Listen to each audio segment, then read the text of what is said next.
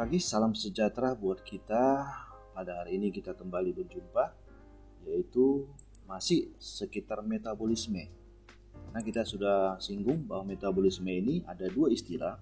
Yang pertama katabolisme adalah proses pemecahan zat organik. Nah, sekarang giliran anabolisme. Ya, anabolisme sudah kita singgung juga, adalah proses penyusunan senyawa anorganik menjadi senyawa kompleks. Artinya antagonis dengan katabolisme. Katabolisme penguraian senyawa kompleks menjadi senyawa anorganik, sementara anabolisme adalah senyawa anorganik menjadi senyawa kompleks. Berarti metabolisme yang terdiri dari katabolisme dan anabolisme tidak dapat dipisahkan. Nah, tentu untuk membentuk senyawa kompleks dengan bantuan energi. Energi ada berasal dari sinar matahari, ada juga energi berasal dari reaksi kimia. Nah, energi yang berasal dari sinar matahari itulah istilah fotosintesa. Kalau energi yang berasal dari reaksi kimia, maka disebut dengan kemosintesa. Nah, yang pertama adalah fotosintesa. Fotosintesa adalah proses penyusunan, karena sintesa adalah sintesis penyusunan ya, dengan bantuan sinar matahari. Lalu seperti yang sudah kita ketahui sejak bangku SMP, bahwa bahan bakunya adalah karbon dioksida sebanyak 6 molekul dan air sebanyak 6 molekul. Lalu dengan bantuan cahaya matahari akan diperoleh produk utama dari fotosintesa adalah glukosa C6H12O6 dan oksigen merupakan hasil sampingan sebanyak 6 molekul. Maka kalau ditanya manakah hasil utama dari fotosintesa, jawabnya glukosa, bukan oksigen. Glukosa. Namun oksigen ini sangat penting untuk peristiwa respirasi. Nah, seperti yang sudah kita bahas, bahwa katabolisme adalah merupakan gambaran dari respirasi yang membutuhkan oksigen. Lalu dengan glukosa, maka akan menghasilkan air dan karbon dioksida. Maka produknya ada energi 36 atau 38 ATP. Nah, reaksi ini merupakan reaksi bola balik dari metabolisme. Kalau ke kanan adalah anabolisme, kalau ke kiri adalah katabolisme. Oke, kita kembali ke fotosintesa. Fotosintesa apa-apa saja yang perlu diperhatikan. Nah, di sini ada beberapa hal yang terlibat dalam fotosintesa, yaitu pertama, kloroplas. Kloroplas adalah salah satu organel sel yang terdapat pada sel tumbuhan dan tidak ada pada sel hewan. Sel yang memiliki kloroplas, maka sel tersebut adalah autotrof, mampu membentuk makanan sendiri. Karena di dalamnya ada klorofil untuk mentransfer energi matahari. Nah, kita perhatikan gambar sehelai daun. Lalu jika kita amati, di bawah mikroskop akan tampaklah penampangnya seperti ini. Seperti yang sudah kita pelajari waktu kelas 11 tentang organ tumbuhan dan jaringan tumbuhan, ternyata organ tumbuhan daun tersusun berbagai macam jaringan. Jaringan paling atas adalah epidermis, dan untuk melindungi terhadap penguapan ada kutikula ya. Kemudian di bawah epidermis ada jaringan tiang, bentuknya seperti pagar. Lalu di bawah jaringan tiang ada sel-sel yang tersusun tidak teratur membentuk rongga, itulah namanya jaringan spon atau jaringan bunga karang. Kemudian ada pembuluh angkut, xilem dan floem. Dan selanjutnya jaringan spon ini karena susunannya tidak teratur membentuk suatu rongga, memungkinkan terbentuknya stomata yang tersusun atas sel penutup. Ada 2 sel penutup ini ya. Nah, inilah yang memungkinkan masuknya CO2 dan keluar karbon dioksida. Nah, dengan adanya pertukaran oksigen CO2, maka memungkinkan ada proses fotosintesa karena di daun ada klorofil yang berada dalam kloroplas pada jaringan tiang dan jaringan spor. Oke, sekarang kita masuk lebih dalam lagi. Kita zoom salah satu selnya. Nah, inilah sel daun. Lalu kita amati di dalam sel ada inti sel. Ini inti sel ya, bukan ini. Inilah inti sel. Ini adalah vakulanya. Nah, ini vakula ya. Nah, kemudian yang berhubungan dengan fotosintesa, kita lihat di dalam sel itu ada bentuknya atau warnanya warna kehijauan ya. Nah, sudah bisa kita bayangkan, oh ya itu berarti klorofilnya. Oke, salah satu dari bagian organel sel tumbuhan itulah namanya kloroplas. Ya, kita perbesar, inilah dia kloroplasnya.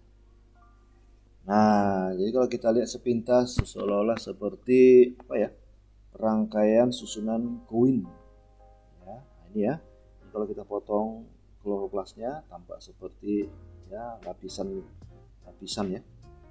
Nah, lalu jika kita perbesar lagi, nah ternyata gambarnya seperti ini. Ya, lalu kita lihat ada hal yang penting yang perlu kamu ingat ya dalam fotosintesa. Apa itu grana? Grana itu adalah kumpulan dari tilakoid. Ingat ya, apa beda tilakoid dengan grana? Grana tersusun atas tilakoid. Sedangkan tilakoid adalah komponen terkecil dari grana. Nah, berarti ibaratnya seperti keping logam itu adalah satu tilakoid. Antar grana ternyata ada koneksinya, ya berhubungan. Nah, itu ya. Oke, jadi tilakoid dengan grana, nah ini harus bisa kita pahami. Lalu yang berikutnya ada stroma. Stroma adalah space-nya atau ruangnya, ruang antar grana. Ini kan banyak grana ya. Nah, ini grana. Berarti kan ada ruang di sini adalah stroma. Oke, lalu kalau kita masuk ke dalam satu tilakoid, rupanya ada ruang tilakoid. Nah, sekarang kita perhatikan kloroplas secara keseluruhan. Kloroplas ini tersusun atas. Ada membran luar. Nah, mana membran luar? Nah, ini ya. Karena ingat ya, kloroplas ini adalah salah satu organel yang bermembran ganda. Ada, ini membran luarnya. Lalu ada membran dalam. Inilah dia, membran dalam ya. Nah, lalu ada space-nya, ruang antar membran. Ya, oke. Nah, kemudian ada granum. Nah, inilah granum. 1 granum, 2 granum, 3 granum, dan seterusnya. Oke. Nah, biasanya kalau satu satu sel ini terdiri dari kurang lebih 30 sampai 40 kloroplas. Ya, kloroplas ya. Nah, berarti untuk satu daun, wah, udah pasti banyak ya kloroplasnya. Pasti sudah banyak lagi granumnya. Oke. Kita teruskan. Lalu ada stroma. Stroma tadi saya bilang adalah space antar grana ya. Ini dia ya. Lalu kita lihat lagi ternyata, nah ini ada lamella. Nah, ini lamella berarti penghubungnya ya. Nah, juga kita lihat di sini di dalam grana itu kan tersusun atas satu tilakoid, banyak tilakoid. Nah, ini satu tilakoid. Kalau kita potong penampangnya nampak ya. Nah, ternyata ada lumen. Ini lumen di bagian dalam itu ya. Oke. Lantas kloroplas ini rupanya punya DNA. Nah, DNA kloroplas. Sudah? Berarti seolah-olah seperti satu sel. Dan ternyata dilengkapi oleh ribosom. Udah? Ini ribosom ya. Nah, artinya bahwa sel kloroplas ini diperkirakan ditelan ya, ditelan oleh sel lain sehingga membentuk kerjasama, itu mutualisme. Yang kedua adalah fotosistem. Fotosistem dari dua istilah, yaitu foto dan sistem, adalah unit. Kalau dibilang unit kan berarti lebih dari satu komponen yang mampu menangkap energi matahari. Berarti fotosistem ini adalah suatu bagian yang bertanggung jawab dalam mentransfer energi matahari sesuai dengan yang kita pelajari adalah fotosintesa. Nah, fotosistem terdiri dari kompleks antena. Ya, kompleks antena. Nah, di dalam kompleks antena ini ada berupa klorofil A, klorofil B, karotenoid. Bedanya, klorofil A dia menyerap sinar merah dan biru ungu. Klorofil B menyerap sinar biru dan jingga. Sedangkan karotenoid menyerap sinar biru dan hijau. Ya, nah jadi di sini juga harus bisa kita ketahui bahwa pada sinar matahari kan ada namanya sinar tampak ya. Nah, tidak semuanya sinar yang ada di matahari itu diterima oleh tumbuhan. Nah, inilah sinar-sinar yang diutamakan oleh tumbuhan. Ya, yang dibutuhkan ya. Oke. Nah, lantas ini umumnya tumbuhan tingkat tinggi ya. Kalau tumbuhan tingkat rendah ada istilah klorofil C, klorofil D. Nah, yang berbeda, kenapa dia berbeda? Karena susunannya ya. Kalau dari segi kekompleksan dari klorofil ada pada klorofil A. Ya, oke ya. Nah, baik. Kemudian yang B adalah protein. Lalu molekul organik. Ya, protein itu yang mana? Itulah protein integral. Kembali kita masuk pelajaran kelas 11 ya. Makanya pelajaran biologi itu tidak harus kita lewati. Nah, mungkin kamu masih ingat bahwa membran sel ya, kan ada susunan dari mirip seperti roti bantal. Itulah protein integral. Nah, ini juga bagian dari fotosistem. Lalu molekul organik ini adalah enzim. Ya, molekul organik sebagai penyusun enzim. Nah, jadi kata lain, dalam fotosintesa ada istilah fotosistem yang menunjukkan ada reaksi kimia. Dan reaksi kimia ini berhubungan dengan sinar matahari. Kita lanjutkan. Nah, sekarang kita kaitkan dengan sinar matahari dengan kloroplas. Oke, tadi sudah kita kenal kloroplas, bahkan sampai ke tilakoid. Nah, dalam satu tilakoid, ini dia ya. Kita ambil satu tilakoid, kita perbesar, inilah dia. Nah, mungkin masih ingat ya, ini adalah membran sel. Tapi ingat, kenapa disebut dengan membran tilakoid? Karena dia sudah berada di dalam sel. Artinya bahwa dalam satu tilakoid ternyata juga membentuk membran. Mirip seperti membran sel ya. Nah, inilah dia. Nah, ingat ya, membran sel ini adalah komponen utama, yaitu berupa fosfolipid. Ini ya, fosfolipid ya kan, ada kepala, ada ekor. Ini fosfat, ini asam lemak. Ya, membentuk dua lapisan, fosfolipid bilayer. Nah, lalu masuk kita ke bagian protein integralnya tadi. Nah, inilah protein integral. Ya. Nah, lantas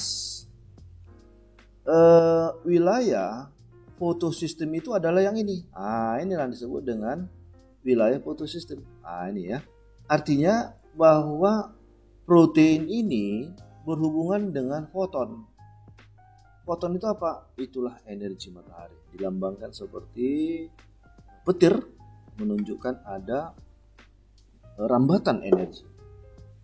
Nah, lantas kita lihat di sini ada berupa klorofil ya, yang mentransfer energi. Inilah transfer energi. Oke, lompat sana lompat sini ya kan, kemudian sampai lagi ke bagian pusat reaksi. Nah, ini bagian dari pusat reaksi. Selanjutnya kita lihat, nah inilah pigmen molekul. Jadi warna hijau itu adalah pigmen molekul. Berarti kalau dibilang pigmen berarti ya itulah tadi ya klorofil ya. Nah, ada molekul pigmen, ya. Dan antar molekul pigmen, ini ada suatu peristiwa transfer energi. Nah ini ya, yang berasal dari sinar matahari. Oke, udah. Selanjutnya ada istilah aseptor elektron primer. Ya, aseptor elektron primer, berarti ada sekundernya. Artinya nanti ada pemindahan energi bagian protein lainnya. Nanti akan kita ulas. Tapi yang jelas kita harus kenal dulu apa itu photosystem.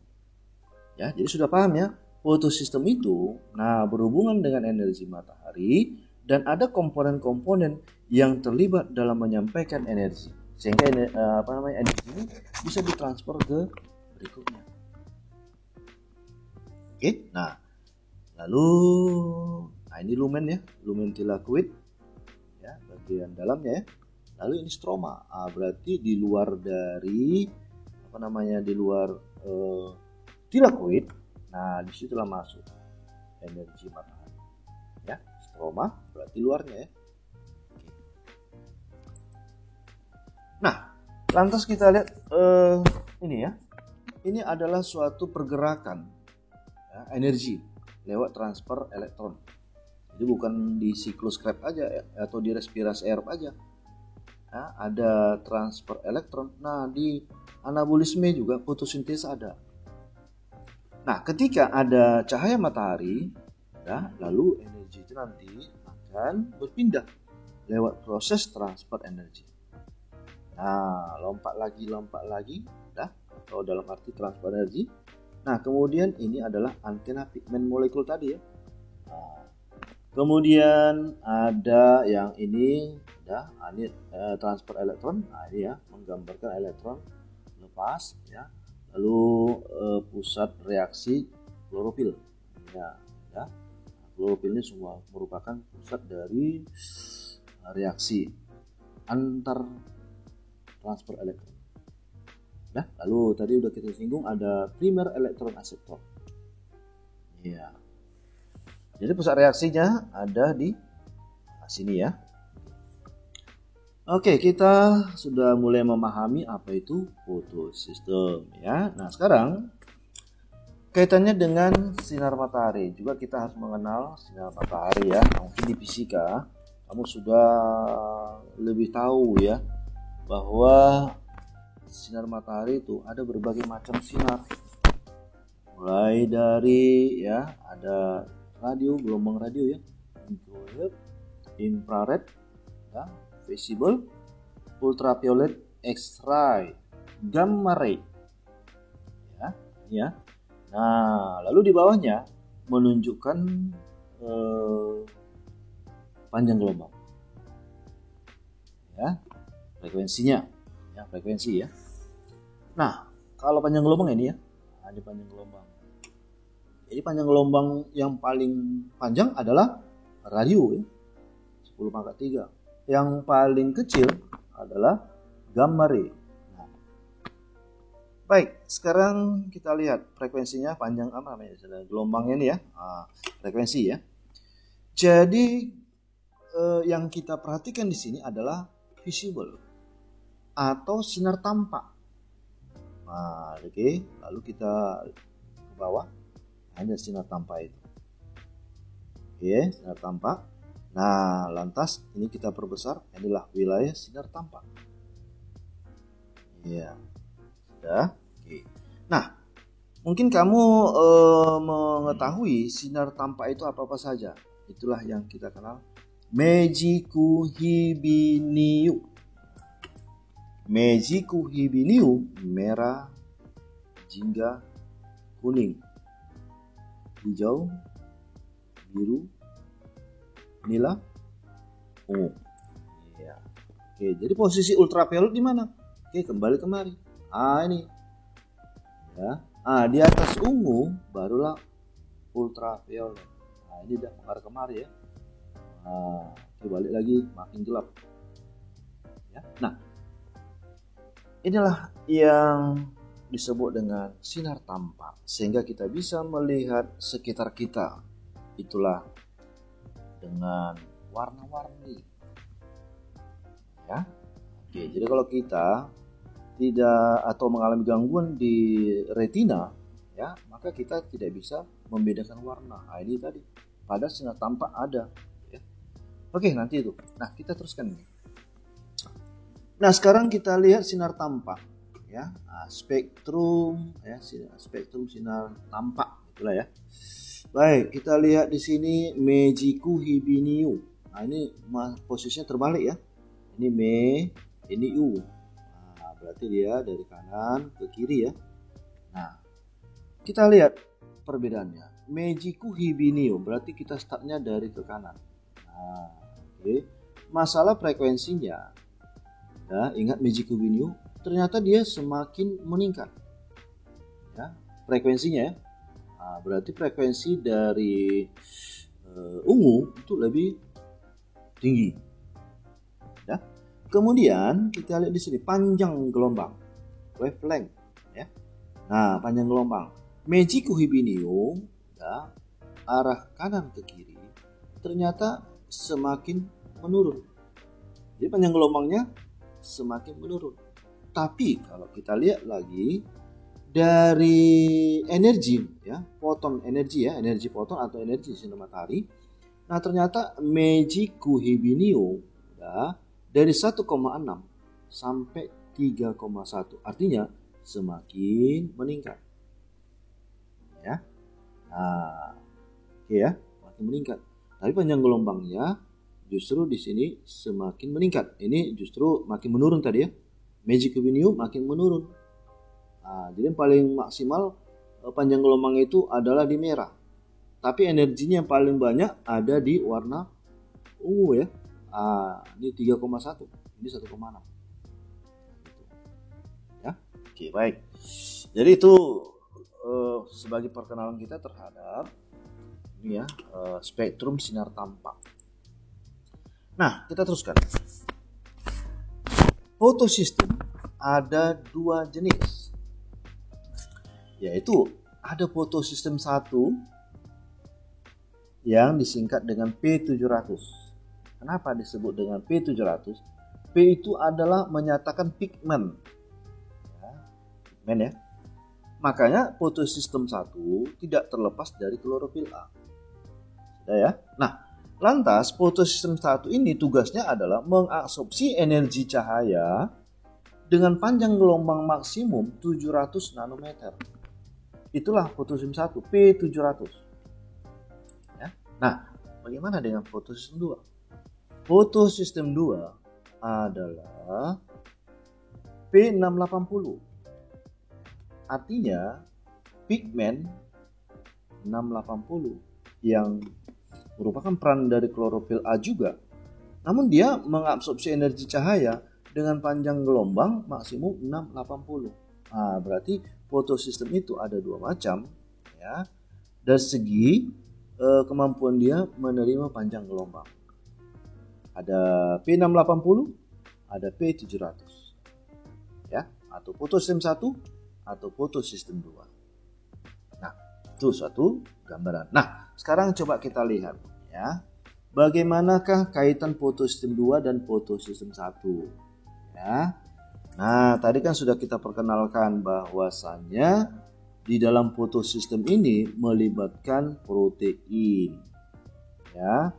Nah, ini adalah yang warna hijau molekul pigmen tadi ya. Oke. Nah, ada sinar masuk. Nah, ternyata sinar itu diterima oleh klorofil. Ini dia. Lalu terjadi transfer elektron. Nah, lantas ada nanti peristiwa masuknya air. Nah, karena kan fotosintesa kan membutuhkan air. Nah, membutuhkan air, begitu masuk H2O dengan adanya transfer elektron ya, ternyata air ini diuraikan. Nah, oke. Nah, diuraikan menjadi setengah O2, 2H positif oleh pigmen 680. Ya, lalu ada peristiwa transfer elektron lagi yang berlangsung di primary acceptor atau acceptor pertama. Ya. Kemudian akan ada lagi peristiwa transfer elektron. Nah, ini juga ada protein. Nah, inilah namanya protein. Ini kan protein apa ini? Ya, ada protein yang melekat di sekitar dari fosfolipid. Ada yang melekat di permukaan. Nah, kalau kamu masih ingat itu perifer, protein perifer. Ya. Nah, lalu melibatkan lagi protein, lalu lanjut lagi, lalu lanjut lagi. Nah, lanjut lagi hampir sama ini dengan ini. Namun ini sudah fotosistem 1. Jadi kan fotosistem 2 ya. Nah, fotosistem 2 ingat dia pigmen 680, kan ada tertulis ini P680. Kalau ini P700, inilah dia. Nah, hal yang sama. Cahaya masuk, tahap terjadi transfer elektron, kemudian diterima oleh P700, lalu ada selanjutnya primary acceptor. Ya, sama. Nah, Nah, kemudian akan ada lagi peristiwa transfer elektron ke protein berikutnya dengan tujuan untuk membentuk NADPH. Ya, di mana NADP yang bertindak sebagai enzim yang bertugas untuk menangkap hidrogen. Nah, selanjutnya jadilah NADPH. Ya, untuk apa NADPH? Nanti, karena kita di saat ini masih kita kenal dulu apa itu fotosistem. Ya, jadi terbuka pikiran kita. Oh, itu rupanya fotosistem. Ya, nah, jadi kesimpulannya dalam pembelajaran kita ini kita mengenal apa itu anabolisme yang terjadi pada fotosintesa, apa saja yang terlibat. Ya, kloroplas, kemudian ada fotosistem. Kemudian bagaimana fotosistem ini? Inilah dia. Nah, ini masih perkenalan saja. Oke, itulah merupakan penjelasan tentang anabolisme yang pertama. Ya, semoga penjelasan ini bisa berguna bagi kita semua. Terima kasih.